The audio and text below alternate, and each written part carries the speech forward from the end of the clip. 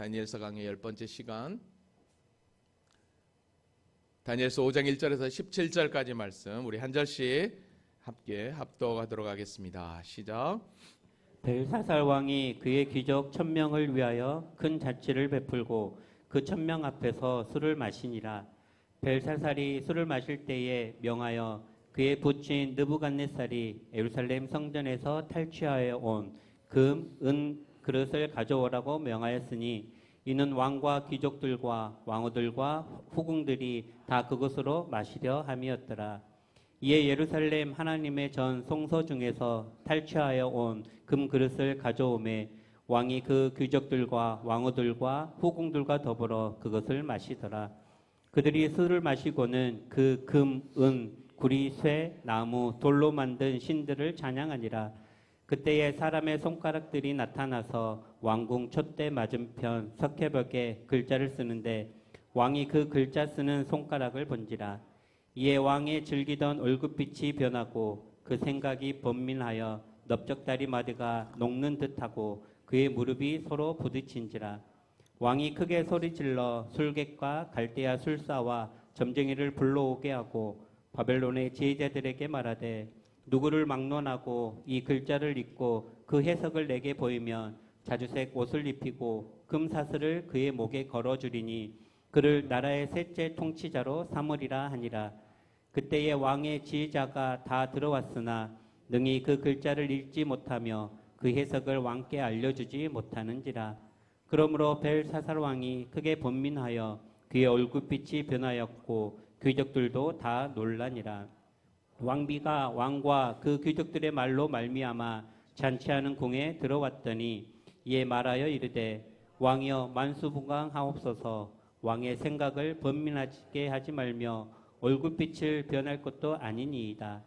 왕의 나라에 거룩한 신들의 영이 있는 사람이 있으니 곧 왕의 부친 때에 있던 자로서 명철과 총명과 지혜가 신들의 지혜와 같은 자이니이다.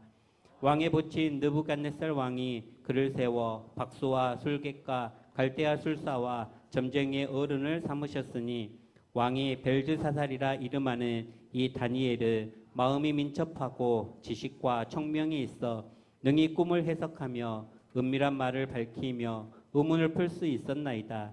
이제 다니엘을 부르소서. 그리하시면 그가 그 해석을 알려드리리이다 하니라.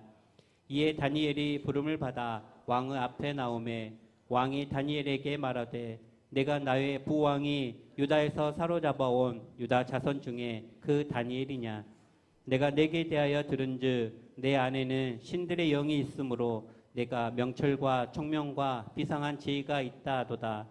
지금 여러 지혜자와 술객을 내 앞에 불러다가 그들에게 이 글을 읽고 그 해석을 내게 알게 하라 하였으나 그들이 다 그 해석을 내게 보이지 못하였느니라. 내가 내게 대하여 들은즉 너는 해석을 잘하고 의문을 푼다 하도다. 그런즉 이제 내가 이 글을 읽고 그 해석을 내게 알려주면 내게 자주색 옷을 입히고 금사슬을 내 목에 걸어주어 너를 나라의 셋째 통치자로 삼으리라 하니 다니엘이 왕에게 대답하여 이르되 왕의 예물은 왕이 친히 가지시며 왕의 상급은 다른 사람에게 주옵소서. 그럴지라도 내가 왕을 위하여 이 글을 읽으며 그 해석을 아뢰리이다.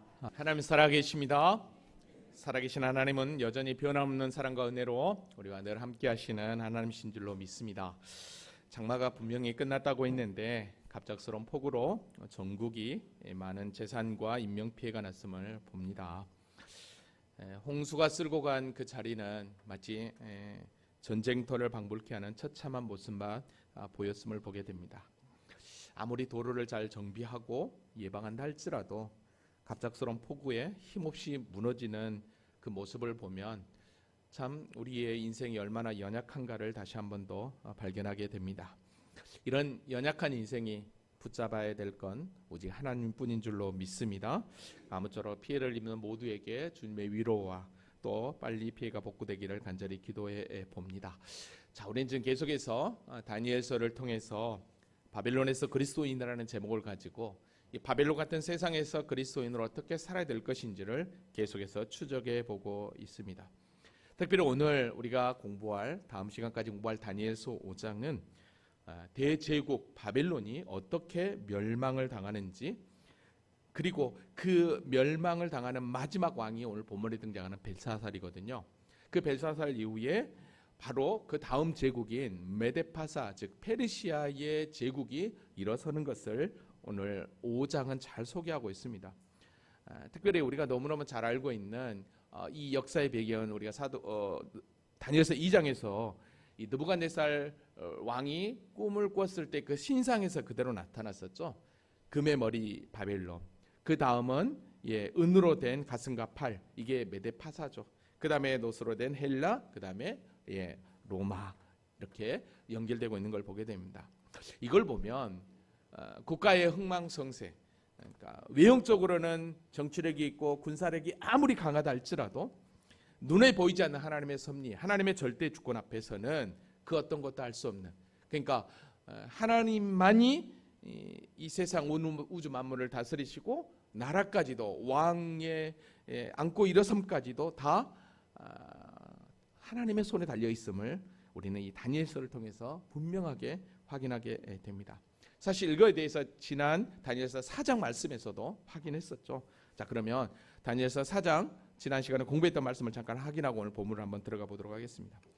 우리는 지난 시간 다니엘서 4장 좀 긴 말씀이었지만 전체 내용을 가지고 그 누가 하나님을 넘어설 수 있겠는가라는 제목으로 함께 은혜를 나누어 보았었습니다.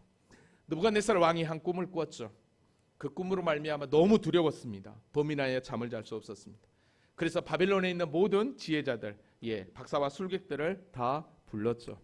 그러나 그들은 그 누구도 느부갓네살 왕의 그 꿈을 해석해내지 못했습니다. 결국 그 자리에 누가 등장합니까? 다니엘이 등장했죠.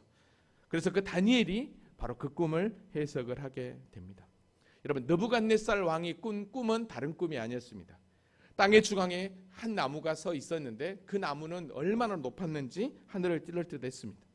뿐만 아니라 그 모습은 땅끝에서도 그 나무를 볼 수 있었습니다. 그리고 그 나무의 잎사귀는 얼마나 아름다웠는지 그 열매가 많아서 만민이 먹고 또 들짐승이 그 그늘에 쉬고 공중에 나는 새도 그 가지에 깃들고 육체를 가진 모든 것들이 바로 그 나무를 통해서 쉼과 모든 것들을 얻는다는 그런 꿈이었습니다. 자, 그리고 나서 또 한 가지 꿈, 환상을 또 보게 되죠. 그건 다른 게 아니었습니다. 갑자기 한 순찰자, 한 거룩한 자가 하늘에서 내려와서 소리를 쳤습니다. 방금 보여줬던 그 나무를 베라는 것이죠. 그리고 잘라버리라는 것입니다. 그리고 잎사귀를 떼고 열매도 해치고 짐승도 떠나게 하고 새들도 다 쫓아내라는 것입니다. 그리고서 어떻게 하냐면 그 나무를 베어버리는 그 그루터기만 남기고 새와 놋줄로 동이고 그것을 들불 가운데 줘서 하늘 이슬을 적게 하고 7년을 지내도록 해야 된다라고 그랬습니다. 여러분, 사실 이것은 무슨 뜻이었는지 이 순찰자가 분명하게 가르쳐 줬습니다. 근데 그걸 아무도 해석하지 못했죠.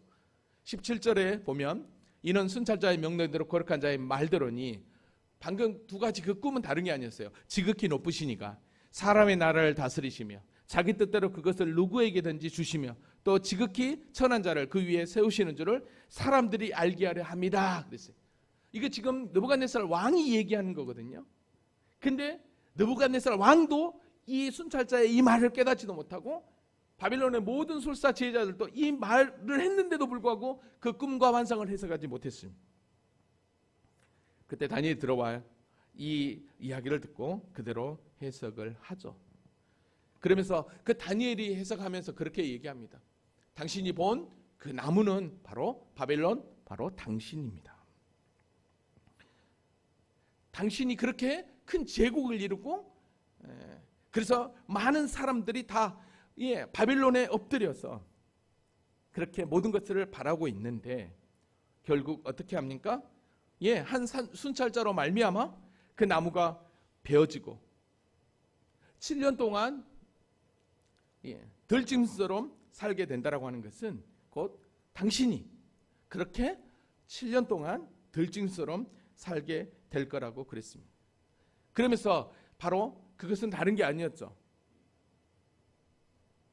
그때 7대를 지내면서 그가 깨닫는 건 지극히 높으시니까 사람 나라를 다스리시며 자기 뜻대로 그것을 누구에든지 줄줄 알 거라고 하는 그런 이야기를 했습니다. 자, 말 그대로 그렇게 되었죠. 자, 근데 어떡합니까?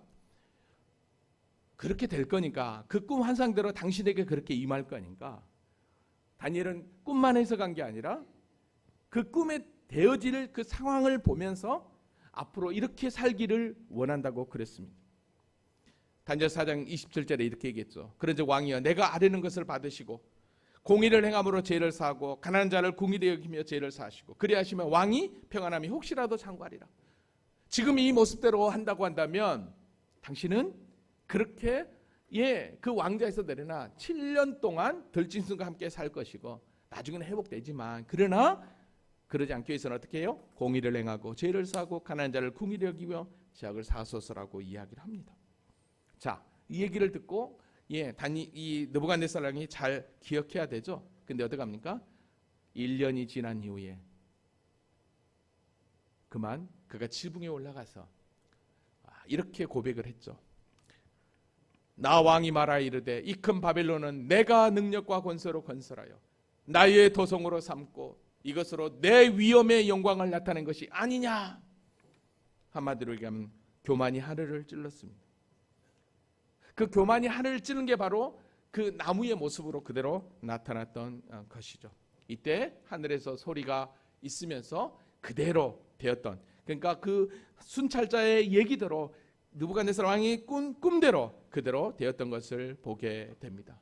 그리고 7년이 지나고 다시 거기서 하나님 앞에 회개하고 그가 어떤 존재인지를 알 때 그가 하나님 앞에 그렇게 찬양하면서 우리가 잘 아는 대로 다니엘서 4장 1절로 3절에 미리 그 하나님이 누군지를 조서를 내리고 찬양했던 것을 우리가 보았었습니다.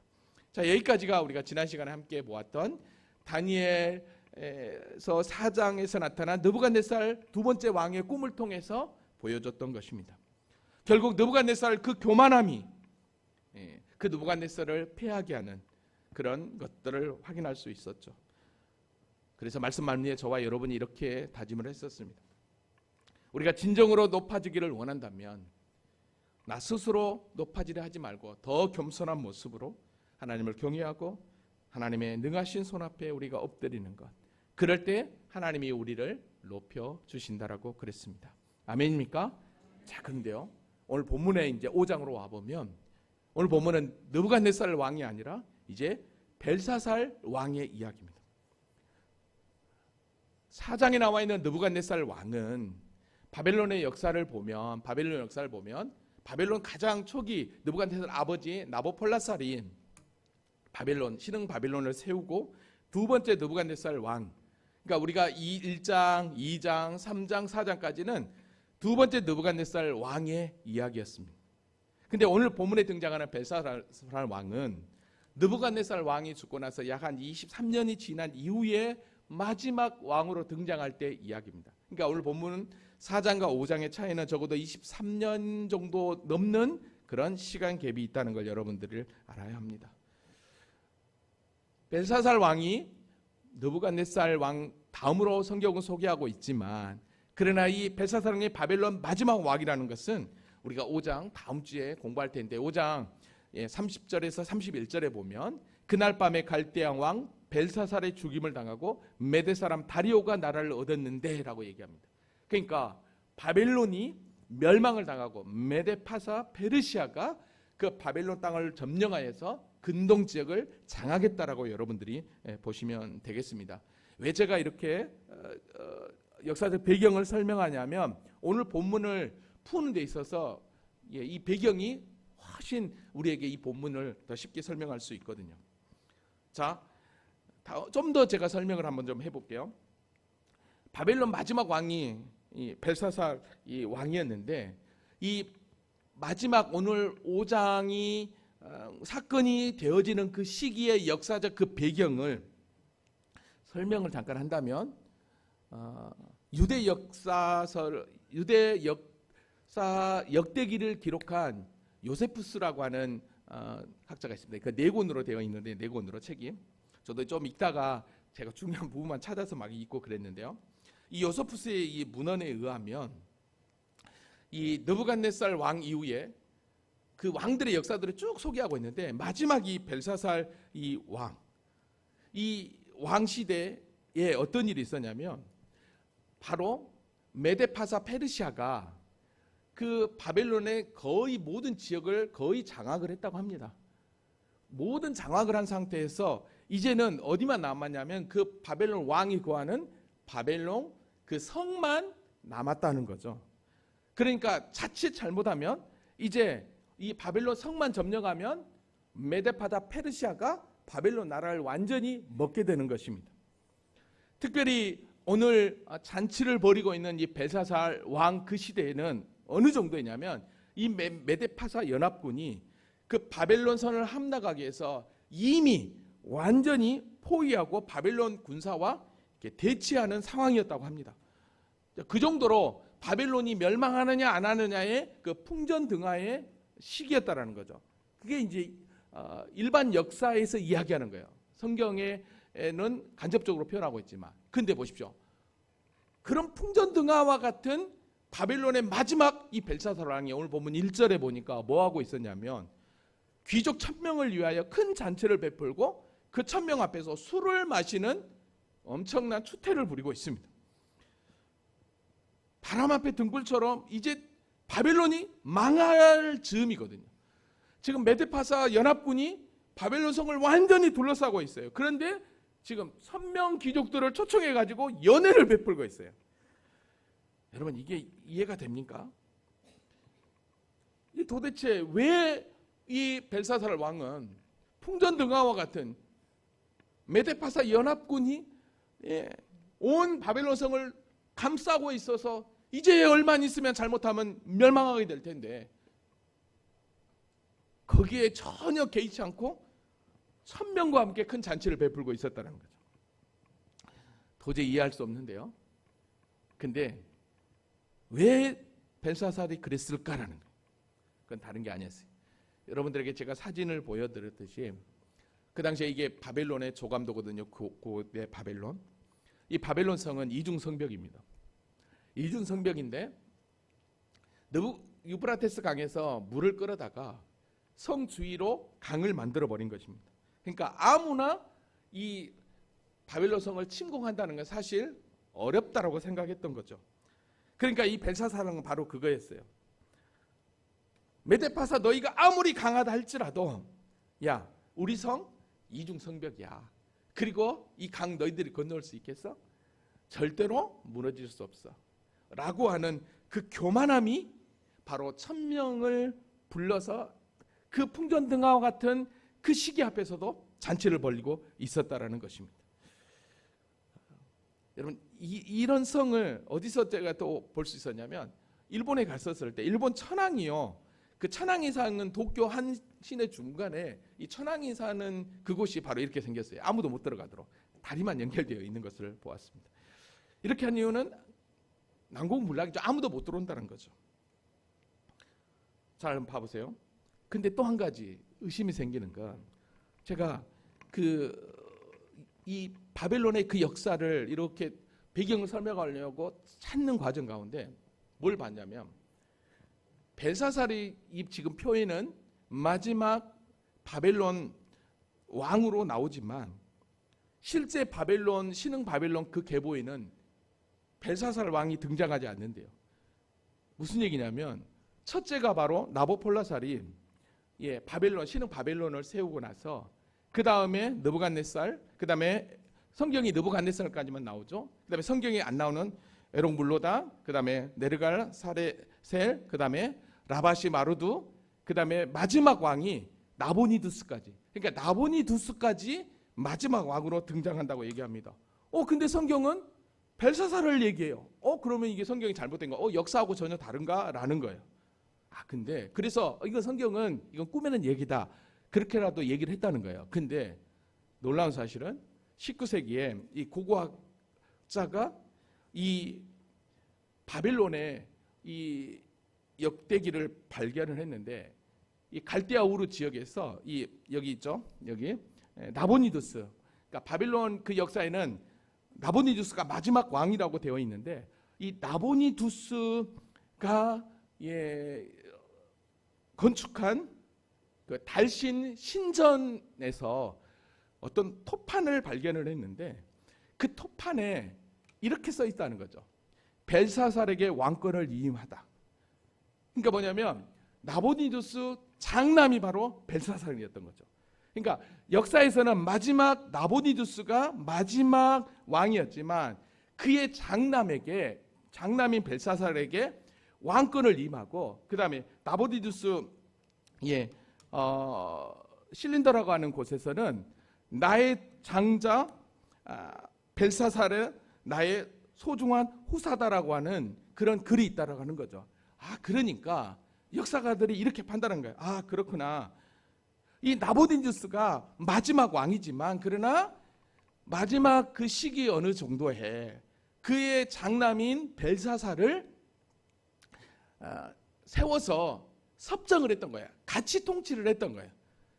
자, 같이 통치를 했던 거죠. 왜 제가 지금 이 얘기를 하냐면 바로 이거예요. 오늘 본문에 갑자기 벽에 손이 나타나잖아요. 손이 나타나서 글을 썼는데 그 글을 쓴 해석자를 찾을 때 뭐라고 얘기했냐면 마지막 7절에 보면 그의 나라의 셋째 통치자로 삼으리라라고 그랬던 거예요. 셋째 통치자. 그러면 셋째 통치자로 삼으리라라고 했다라고 한다면 무엇입니까? 첫 번째는 누구예요? 지금 실질적인 왕은 나보니두스. 그 다음에 섭정으로 함께 하고 있는 그의 아들 벨사살. 그러면 셋째는 누굴까요? 바로 그 다음이 되겠죠. 그러니까 지금 7절 말씀을 제가 해석하려고 미리 이 역사적 배경을 설명했던 것입니다. 그러니까 바벨론의 이 역사가 성경과 너무 맞는 거죠. 그러니까 성경의 거짓이 아니라 실제 살아계신 하나님의 말씀이고 그 역사 속에서 하나님께서 제국의 역사를 주장하시는 하나님이라는 거죠. 그러니까 하나님이 어떤 분이라는 거예요. 하나님은 그 열국의 제국의 역사와 그렇다고 한다면 이 나라의 역사도 하나님이 주장하고 계시다는 거예요. 아멘입니까? 그러면 나라를 주장하시는 그 하나님이라면 어땠습니까? 우리 인생, 저와 여러분의 인생까지도 어때요? 하나님은 친히 주장하고 계시다는 거예요. 아멘입니까? 성경은 정확하게 그 역사를 이야기하면서 하나님의 당신의 절대 주권을 이야기하고 있는 줄로 믿습니다. 자, 이런 정치적인 그런 역사적 배경을 뒤로 하고 오늘 본문 한번 가보세요. 이제 훨씬 더 쉬워요. 자, 1절 말씀 다 같이 한번 읽어보겠습니다. 자, 시작. 벨사살 왕이 그의 귀족 1000명을 위하여 큰 잔치를 베풀고 그 1000명 앞에서 술을 마시니라. 조금 전에 얘기했지만 풍전등화와 같은 상황이요. 메데파사가 바벨론 성을 함락하려고 하는 그 상황 가운데서 1000명을 초청해서 큰 잔치를 베풀고 술을 마시고 있다라는 거예요. 여러분, 이거에 대해서 존 칼빈은 이 본문을 이렇게 해석을 했더라고요. 외부의 적들이 전혀 없는 것처럼 행동한 이 벨사살은 이거는 위기 안전 불감증 가운데 있는 자였다라는 거죠. 그러니까 이런 초롱성 같은 바벨론은 그 누구도 해할 수 없다라는 거죠.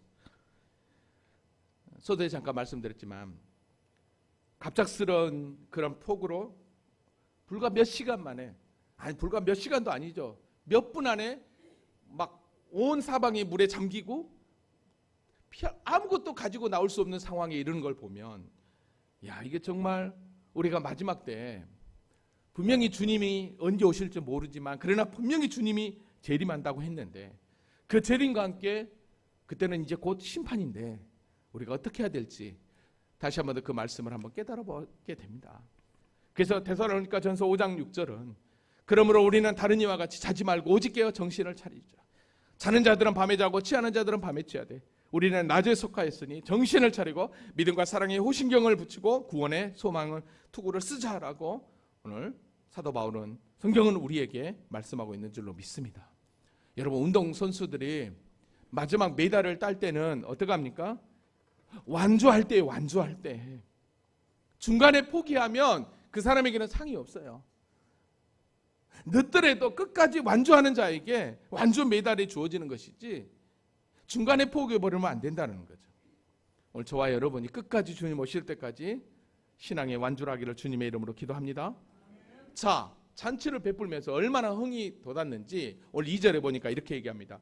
벨사살이 술을 마실 때에 명하여 그의 부친 느부갓네살이 예루살렘 성전에서 취하여 온 금은 그릇을 가져오라 명하였으니, 그의 부친 느부갓네살이, 아까 그 표에 보면 한참 위가 느부갓네살이잖아요. 그러니까 이 근동 지역에서는 선왕들을 그냥 아버지, 부친이라는 그런 표현을 썼어요. 그러니까 느부갓네살 왕이 가장 컸거든요, 대제국에서. 그러니까 그 왕이 그 얘기를 하는 거죠. 자, 이때 사실 우리가 너무나 잘 아는 대로 1차 바벨론 포로에서 귀한 모든 것들을 다 빼앗겼잖아요. 자, 그 그릇을 가져오라는 거예요. 성전에 있는 기물이에요. 이거는 하나님을 예배하는 거룩한 성물이었습니다. 더 나아가서 어떡합니까? 왕과 귀족들과 왕후들과 후궁들도 다 초청해가지고 함께 이걸 하고 있는 것입니다. 자, 그러니까 어떡하죠? 그대로 순종합니다. 이 예루살렘 하나님의 전 성소에서 탈취하여 온 금그릇을 가져오매 왕이 그의 귀족들과 왕후들과 후궁들과 더불어 그것을 마시더라. 자, 이걸로만 끝나는 게 아니죠. 그들이 술을 마시고는 금, 은, 구리, 쇠, 나무, 돌로 만든 신들을 찬양하니라. 지금 벨사살 왕은 그의 선왕이었던 느부갓네살 왕이 빼앗아온 성전 기물을 가지고 어떡합니까? 연회를 하면서 베풀면서 술을 마시면서 뭐 하고 있어요? 자신들이 섬기는 그 신, 금으로 만든, 은으로 만든, 구리로 만든, 쇠로 만든, 나무로 만든, 돌로 만든 신들을 찬양하고 있는 것입니다. 여러분, 이걸 뭘 의미하겠습니까? 여러분, 성전 기물을 빼앗아서 바벨론 신전 창고에 넣었다고 그랬어요. 제가 그걸 어떻게 설명했어요? 우리 신이 능력이 있어서 당신의 신을 이겼다는 표현이에요, 고대에는. 그래서 우리가 사무엘상을 보면 하나님의 법궤가 그 바벨 다곤 신전에 들어갈 때 그 다곤 사람들, 블레셋 사람들은 우리가 이겼다라고 생각했던 거죠. 근데 하나님은 그 다곤 신전에서 홀로 싸우셨죠. 그래서 그 다곤 그 신전의 모든 몸뚱이들이 다 깨졌던 것을 보게 됩니다. 고대의 전쟁은 신들의 전쟁이었어요. 그러니까 우리 신이 이겼다는 거였죠. 자, 근데 여러분 봐보십시오. 이 지금 벨사살 왕이 느부갓네살도 그러지 않았어요. 근데 유대 이스라엘의 하나님의 성전에서 하나님을 예배하는 거룩한 성물을 가지고 지금 그걸로 먹고 마시면서 자신들의 신을 찬양하고 있다는 거예요. 이 얘기는 뭘 의미하겠냐는 거죠. 우리의 신이 저 유다를 이겨서 승리한 것처럼 제가 추론하기를 이런 것 같아요. 지금 메데파사가 바벨론 성을 함락하려고 하고 있지만 우리의 신이 유다의 신을 이긴 것처럼 우리의 신이 우리를 도와줄 거야. 그런 의미에서 지금 1000명을 초청해서 그의 왕후들과 후궁들과 더불어 먹고 마시며 잔치라는 거예요. 여러분, 여기서 왕후들과 후궁들과 더불어 먹고 마시고 잔치했다는 것은 이거는 그 안에서 우리가 상상할 수 없는 성적 음행이 행해졌다는 것을 표현합니다. 여러분, 그거 알아요? 고대에서는 신전에서의 그 신전 제의에는 하나같이 다 이 성적 음행이 있었습니다. 그러니까 지금 이 벨사살 왕은 그 잔치를 벌이는 그 잔치는 단순한 축제가 아니라 우리나라가 내가 이 정도다는 거죠. 그리고 느부갓네살 왕보다 느부갓네살 왕도 유다의 신의 성전 기물로 사용하지 않았는데 내가 그걸 사용한다는 것은 내가 더 느부갓네살 왕보다 더 대단하다. 그리고 우리 신이 더 낫다라고 하는 그 교만함에서 오는 행동이었던 것을 보게 됩니다. 우리가 4장에서 느부갓네살 왕의 교만을 보았습니다. 결국 교만을 꺾으시는 하나님을 보았습니다. 5장에서는 더 교만이 하늘을 찌르는 마지막 바벨론 벨사살 왕의 발악입니다. 최고의 교만의 끝을 이 벨사살은 보이고 있는 것입니다. 하나님을 향한 정면의 신성모독, 자기 영광을 높이려고 하는 그 모습이 오늘 벨사살 모습 가운데 있었던 것입니다. 여러분, 이런 모습을 취하고 있는 그 벨사살 앞에 하나님이 가만히 있겠냐는 거예요. 여러분, 이미 하나님은 예레미야나 이사야 선지자를 통해서 이 바벨론의 심판을, 멸망을 이미 선언했었습니다. 이미 선언했었습니다. 하늘 모를 줄 모르고 교만을 떠는 벨사살 앞에 하나님이 일하십니다. 그게 오늘 본문 이제 5절입니다. 5절 다 같이 한번 읽어볼까요? 자, 시작. 그때에 사람의 손가락들이 나타나서 왕궁 촛대 맞은편 석회벽에 글자를 쓰는데 왕이 그 글자 쓰는 손가락을 본지라. 하나님의 손이 나타난 것입니다. 하나님의 손이 나타나서 잘 보이는 석회벽에 글을 쓰고 있는 것입니다. 이에 왕이 즐기던 얼굴빛이 변하고 그 생각이 번민하여 넓적 다리마다 녹은 듯하고 그 무릎사리가 서로 달달달달 떨고 있는 모습이죠. 여러분, 달달달 떨고 있는 그 모습 가운데 갑자기 공포심이 임하죠. 그러니까 이 벨사살 왕이 어떻게 합니까? 7절, 왕이 크게 소리질러 술객과 갈대아 술사와 점쟁이를 불러와라 라는 거예요. 바벨론의 모든 지혜자들을 빨리 동원하라는 거예요. 왜요? 그 글이 뭔지를 갑자기 손이 나타났으니까. 이거는 보통 문제가 아니었다. 그러면서 뭐라고 얘기합니까? 얼마나 겁이 났던지 이 글을 읽고 그 해석을 내게 보이면 자주색 옷을 빛나는 것은, 여러분, 자주색 옷은 그 당시에 왕들이나 입는 옷이에요. 금사슬을 그의 목걸이에 걸어주니 그의 나라의 셋째 통치자로 삼겠다. 셋째 통치자로 삼겠다는 거예요. 그 얘기는 뭐예요? 총리급으로 대우해 주겠다는 거죠. 와, 어떡합니까? 그러니까 어떡하죠? 이 소식을 듣고 갈대아의 모든, 바벨론의 모든 술사 박수들이 다 등장하겠죠. 8절, 그때 왕의 지혜자가 다 들어왔으나 능히 그 글자를 읽지 못하며 그 해석을 왕께 알려주는 자가 없었던 것입니다. 여러분, 그러니까요, 얼마나 더 두려웠을까요? 그러므로 벨사살이 크게 번민하여 그의 얼굴빛이 변하여 귀족들도 다 놀라는 거예요. 다 놀라는 거예요. 술과 향락에 빠져있던 그들이 한순간에 얼어붙어 있습니다. 근데 여러분 보십시오. 여기서 왜 다니엘이 빠졌다고 생각합니까? 잠깐. 왜 다니엘이 빠졌을까?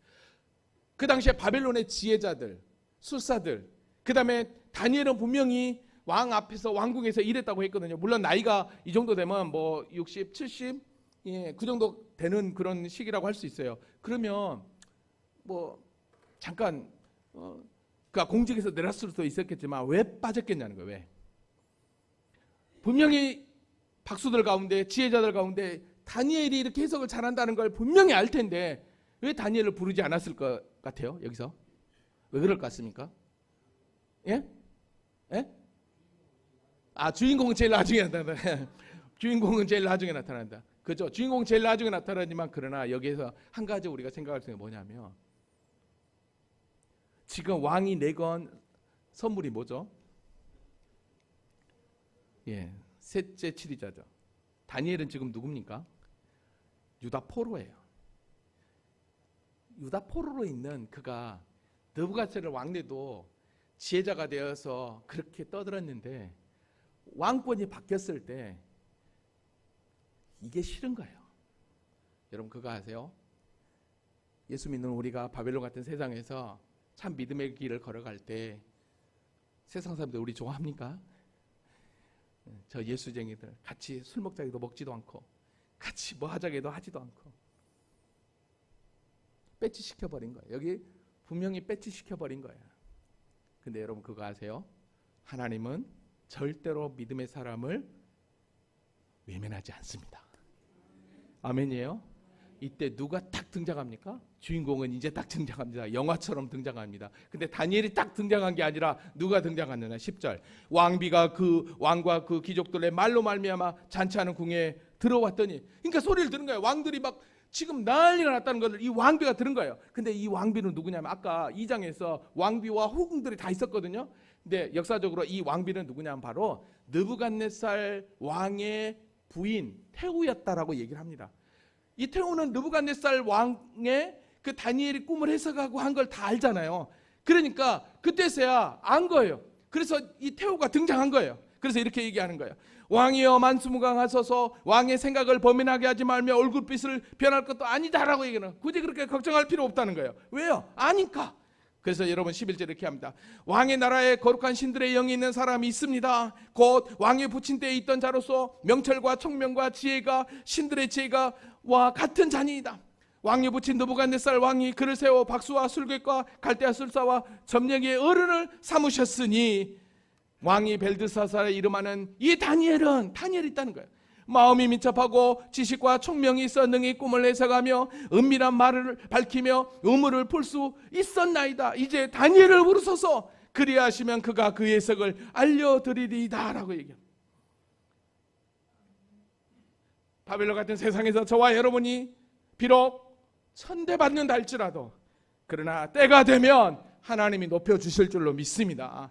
그래서 예수 믿는 우리는 정직하게 바르게 신앙생활 해야 되는 것입니다. 교회에서만이 아니라 삶 속에서 말입니다. 할렐루야. 그러니까 어떡합니까? 지금 왕이 이제 얼른 부르는 거죠.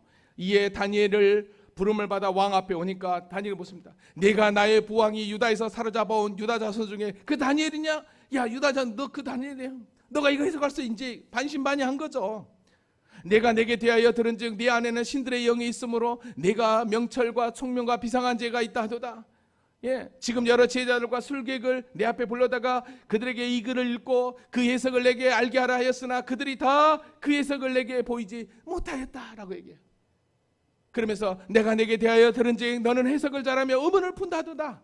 그런즉 이제 내가 이 글을 읽고 그 해석을 내게 알려주면 내게 자주색 옷을 입히고 금사슬을 내 목에 걸어주어 너를 나라의 셋째 통치사로 삼으리라 라고 얘기하는 거예요.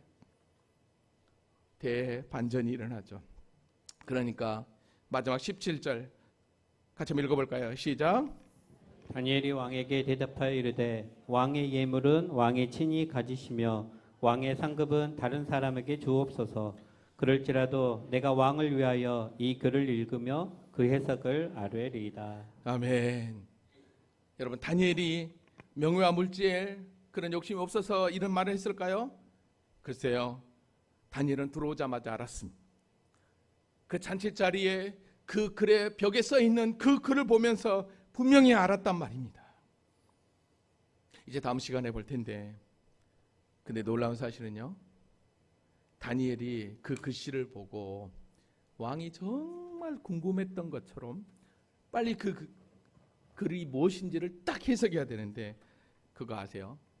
다니엘은요, 그 해석하기 전에 2장 느부갓네살 왕의 꿈을 해석할 때도 마찬가지였고, 4장에서 그 느부갓네살 두 번째 꿈을 해석할 때도 마찬가지였고, 여기서도 마찬가지로 어떻게 한 줄 아십니까? 그게 생활 패턴이었던 것 같아요. 다니엘이 뭐냐면 꿈을 해석하기 전에 하나님을 먼저 드러냅니다. 하나님을 먼저 드러냅니다. 다음 시간에 보겠지만 왕이여 지극히 높으신 하나님이 왕이 붙인 느부갓네살에게 나라와 큰 권세와 영광 위엄을 주었고 그에게 그 권세를 주었으므로 백성과 나라들과 언어가 다른 모든 사람들이 그 앞에 떨며 두려워하였으며 그의 힘으로 죽이며 힘으로 살리며 힘으로 높이며 힘으로 낮추더니 그가 마음에 높아지며 뜻이 완하여 거만하게 해망으로 그의 왕위가 폐한바되어 그의 영광을 빼앗고 사람 중에 쫓겨나서 그의 마음이 들짐승의 마음과 같았고 들나귀와 함께 살며 또 소처럼 풀을 먹으며 그의 몸이 하늘 이슬을 젖었으며 지극히 높으신 하나님이 사람 나라를 다스리시며 자기 뜻대로 누구든지 그 자리에 세운 줄을 알았기에 이르렀나이다 하면서 사장이 이야기를 쭉 이야기하고 있는 거예요. 누구를 먼저 소개해요? 하나님을 먼저 소개하고 있습니다. 그렇습니다. 오늘 저와 여러분이 세상으로부터 비록 천대받고 무시당하고 그러나 하나님이 세워주실 때는 그래 내가 능력이 있어서 그랬지 그게 아니라 나를 그 자리에 다시 세워주신 그 하나님을 먼저 찬양하시기 바랍니다. 왜냐하면 우리의 존재가 어떤 존재인지 여러분들이 지난주 이사야에서 말씀을 묵상하면서 발견했을 것입니다. 내 이름을 불려지는 모든 자 곧 내가 내 영광을 위하여 창조하는 자를 오게 하라. 그를 내가 지었고 그를 내가 만들었느니라. 이 백성은 내가 나를 위하여 지었나니 나를 찬송하게 하려 함이라. 이게 오늘 저와 여러분의 정체성인 줄로 믿습니다. 세상에서 그 어떤 어려운 문제가 있다 할지라도 저와 여러분은 하나님 앞에 귀하게 쓰임받는다는 사실. 이제 말씀을 정리합니다. 오늘 벨사살 왕이 성전의 기물을 가지고 연회를 베푸는 것은 하나님을 완전히 모독하는, 그리고 자신의 그 교만함을 드러내는 현장이었습니다. 그런데 하나님은 가만히 있었느냐? 아니요. 하나님의 손이 등장했습니다. 그거 아세요? 성경에서 하나님의 손이 등장하여서 하나님이 쓰셨다? 이거는 전부 다 뭘 의미하냐면 심판을 의미합니다. 성경 전체에서 하나님이 직접 쓰신 그런 장면이 세 군데가 등장해요. 그 첫 번째가 어딘 줄 아십니까? 바로 돌판에 출애굽기에서 쓰셨던 십계명입니다. 그 십계명은 지키지 않으면 곧 심판입니다. 그래서 십계명을 받으러 올라갔을 때 우상 숭배하는 그들을 향해 어떻게 합니까? 저 십계명 돌판을 팍 던져버렸죠. 그래서 그들이 심판당하는 모습. 그 다음에 오늘 본문입니다. 그럼 오늘 본문은 어떤 메시지예요? 바로 심판의 메시지입니다. 근데 또 한 가지 신약에 와서 하나님이 직접 쓰신 사건이 있습니다. 그게 뭐냐? 바로 가늠한 여인. 뭐라고 쓴지 모르죠. 근데 어떡하죠? 거기에 있는 모든 사람들이 예수님이 글씨를 쓴 거. 그러니까 예수님은 말을 뭐라 했어요? 너희가 죄 없는 가운데 하라고 그랬잖아요. 근데 죄 없는 사람이 돌로 던지라라고 했지만, 근데 글씨를 죄 없는 사람이 이렇게 썼다라고, 그 글씨는 그러다라고 표현하지만 아니요, 몰라요. 뭐라고 썼는지. 그러나 우리가 유추해 볼 수 있는 것. 거기 있는 사람들이 다 떠났어요. 그럼 우리 주님이 쓰셨다면 그 쓰신 것도 어떤 내용이었다? 심판의 내용이었던 것입니다.